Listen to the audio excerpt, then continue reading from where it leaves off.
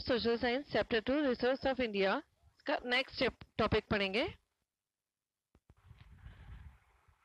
Last lecture में हमने examples of sources conventional energy coal को डिस्क्राइब किया था।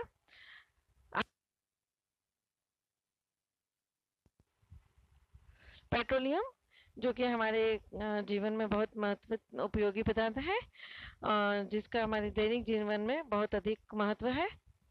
ये समुद्र के अंदर जो सतह है वहां पर बहुत सारे एनिमल्स और बहुत सारे पेड़ पौधे हैं जो मर जाते हैं और उनके अवशेष वहां की जो मिट्टी है या जो रेती है उसमें मिल जाते हैं। और जब ये मिल जाते हैं तो बहुत अधिक नीचे और नीचे चले जाते हैं और नीचे जाने के कारण उसमें बहुत सारी लेयर्स बनती है और ऊपर से जो दबाव पड़ता है, जो स्ट्रीम प्रेशर पड़ता है, उसके कारण वो जो मरे हुए पेड़ पौधे हैं या जो मरे हुए जानवर है जिनके अवशेष, तो वो हाइड्रोकार्बन में कन्वर्ट हो जाते हैं। और जब वो हाइड्रोकार्बन में कन्वर्ट हो जाते हैं तो वो एक ब्लैक कलर का ऑयल में चेंज हो जाते हैं। वो जो ब्लैक कलर के ऑयल में चेंज होते हैं तो उस ब्लैक कलर के ऑयल को हम क्रूड ऑयल या कच्चा तेल कहते हैं।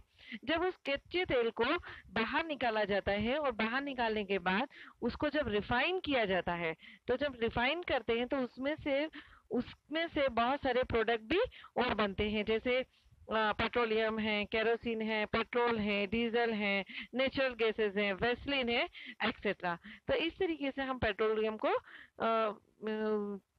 को प्रोड्यूस करते हैं। ये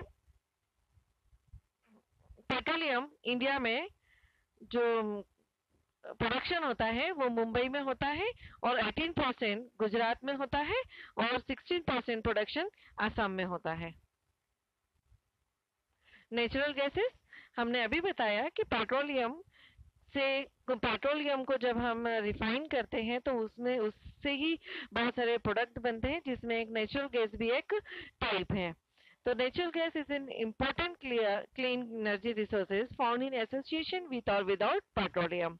It is used as a source of energy as well as industrial raw material in the petrochemical industries. ये नेचुरल गैसेस भी हम बहुत तरह का यूज करते हैं, जैसे आपने देखा होगा एलपीजी, सीएनजी गैसेस जो कि हम आजकल कारों में भी यूज करते हैं।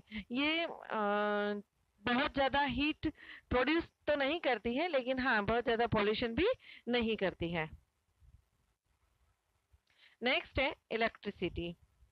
Electricity is generated mainly in two ways, by burning water which drives hydro turbines to generate hydro electricity।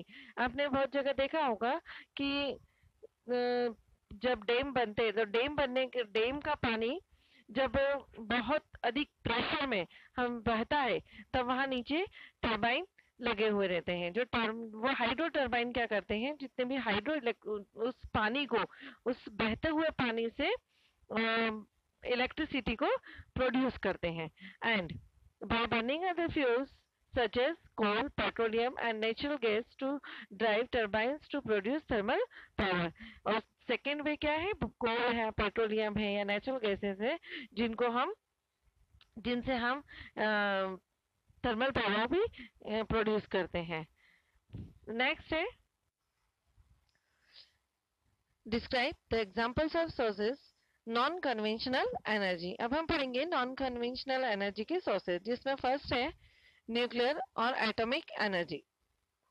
Nuclear और atomic energy, it is obtained by altering the structure of atom. When such an alteration is made, much energy is released in the form of heat and this is used to generate electric power। That means जब किसी atom के structure में कुछ change लाया जाता है तो उसमें से हाई अमाउंट में एनर्जी निकलती है। वहां इस एनर्जी हीट के रूप में चेंज हो जाती है और उस हीट के द्वारा हम इलेक्ट्रिसिटी बनाते हैं। जैसे यूरेनियम एंड थोरियम जो रेडियो एक्टिव हैवी मटेरियल्स हैं, इन मटेरियल्स के फ्यूजन एवं फिजन जैसी प्रोसेस होती है जिससे एनर्जी जिससे एनर्जी निकलती है और उस एनर्जी को हम इलेक्ट्रिसिटी में चेंज करते हैं। यहाँ पे हमने दो वर्ड यूज करे हैं, फ्यूजन एंड फिजन।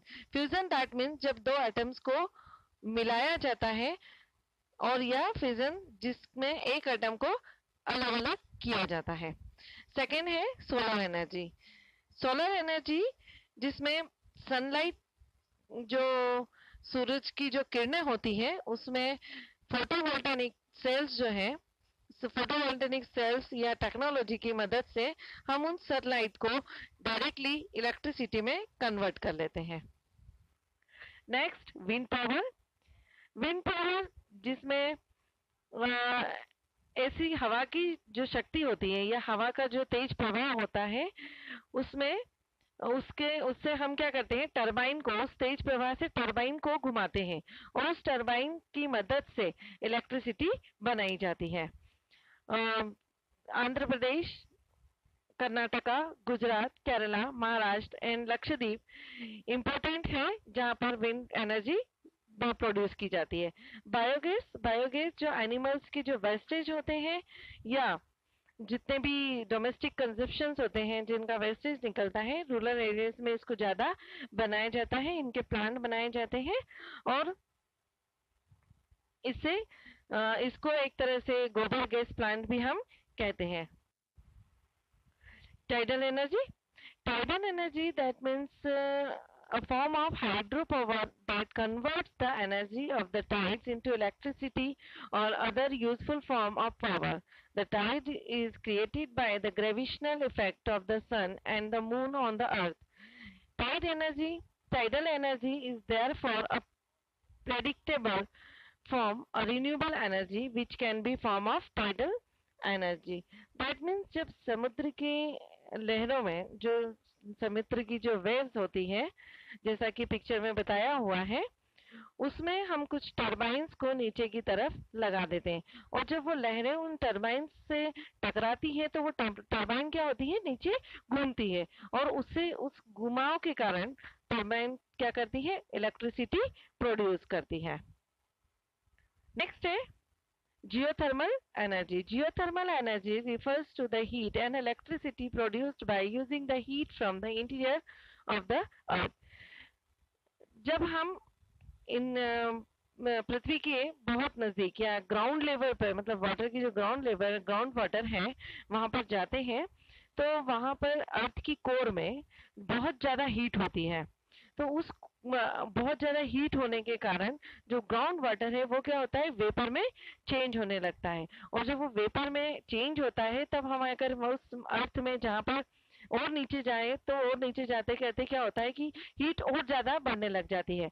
तो वो हीट जब बढ़ती है तब हम अगर वहां पे कुछ ऐसा गड्ढा करें तो उससे क्या होगा, जो वेपर है वो एकदम प्रेशर के साथ बाहर आएगी और प्रेशर के साथ जब बाहर आएगी तो वहां पर हम एक टरबाइन लगाते हैं और टरबाइन से वो प्रेशर से जो वेपर्स या जो पानी बाहर आता है, उससे क्या होता है, वो टरबाइन घूमने लग जाता है और उससे फिर क्या होता है, इलेक्ट्रिक जनरेट होती है।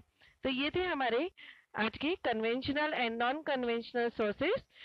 आपका चैप्टर जो रिसोर्स ऑफ इंडिया है वो यही आपका चैप्टर सेकंड भी एंड होता है। आगे हम इसके क्वेश्चंस कुछ और भी पढ़ेंगे।